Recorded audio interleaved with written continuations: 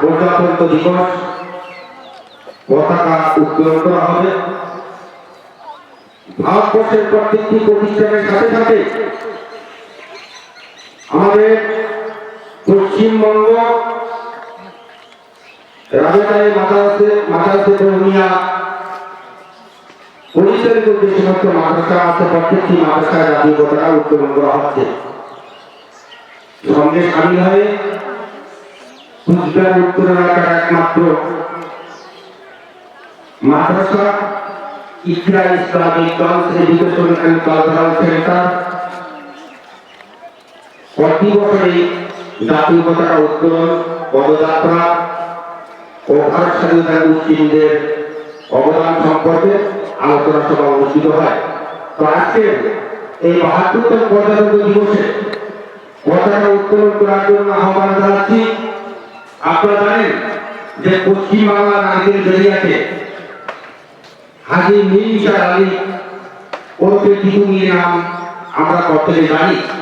তিনি একদিকে ছিলেন যেরকম কাজী সাহেব, অন্যদিকে ছিলেন মাওলানা বাসের কেল্লা বানিয়ে ইংরেজদের বিরুদ্ধে আন্দোলন করেছিলেন এবং ইংরেজদের কামানের গোলায় তার দেহ ছিন্ন বিচ্ছিন্ন হয়ে গিয়েছিল।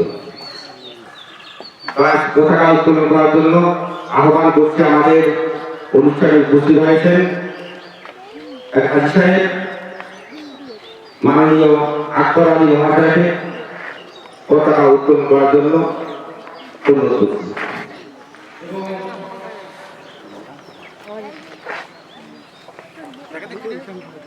হাজী আকবর আলী সাহেব তিনি পতাকা উত্তোলন করছেন।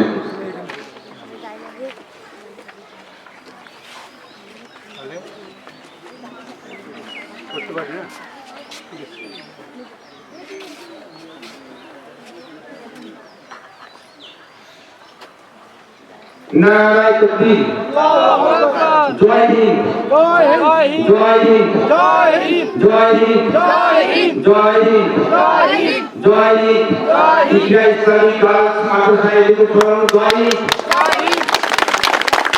এখন জাতীয় সঙ্গীত পরিবেশন করা